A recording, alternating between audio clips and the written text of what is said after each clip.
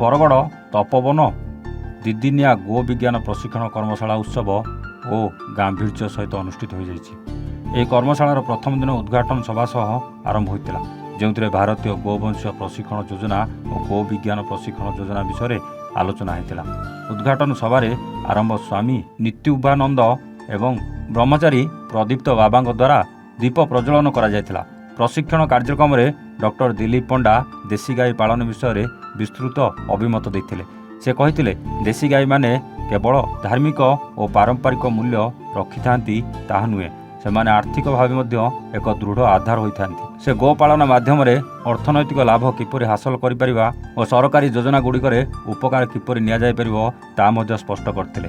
ଗୋ ବିଜ୍ଞାନ ଉପରେ ବିଶେଷ ପ୍ରଶିକ୍ଷଣ ଦିଆଯାଇଥିବା ଯାହା ଉପସ୍ଥିତ ସମସ୍ତଙ୍କ ପାଇଁ ଅତ୍ୟନ୍ତ ଉପକୃତ ହୋଇଥିଲା।